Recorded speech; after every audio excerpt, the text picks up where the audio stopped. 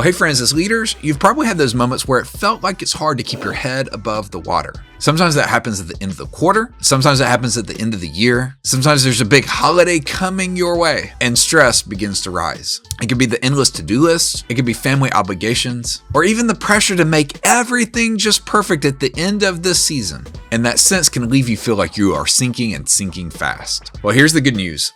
It doesn't have to be that way. Hey, I'm Bobby McGraw, and I want to give you just a perspective shift that will help you stress-proof your leadership. Now, if you're feeling the weight of stress and pressure, I think it's time to stop and recognize reality. Here's what I found is that ignoring it or acting like the stress doesn't exist, it only amplifies it. You can't just power through. You can't just deny that it's there. In fact, facing stress head on is the first step of actually navigating it. You can think of it like this. If you're in a car that's heading towards a cliff, you do not hit the gas pedal and hope for the best. Instead, you assess the danger and you adjust your course. That's a lot like leadership. Leadership is about navigating reality, not avoiding it. And so here's what I would recommend you do. Start by naming the stressor. Is it financial pressure? Is it unresolved family tension? Do you have unrealistic expectations of yourself or others at work? What I found is that when you can name the stressor, you can actually tame the stressor. Labeling the stressors strip their power to consume you.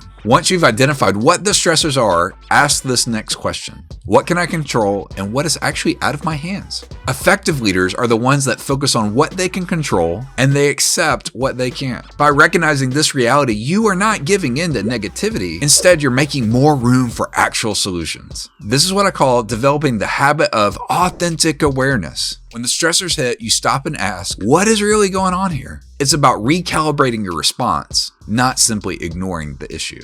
So here's the bottom line today. Stress is always going to be part of life, but stress does not have to define you. When you recognize reality, you are getting back into the driver's seat of your life, and you are able to navigate those challenges with both clarity and confidence. The moment you stop pretending is the moment you can start leading yourself and others really well. So today, I want to encourage you to stress-proof your leadership. How do you do it? Name it, label it. By doing that, you're recognizing reality, and the opposite is true. You cannot lead well when you're not honest with yourself. If I was sitting across from you right now, I would tell you you've got what it takes to navigate this well. And it really starts with a clear-eyed view of reality.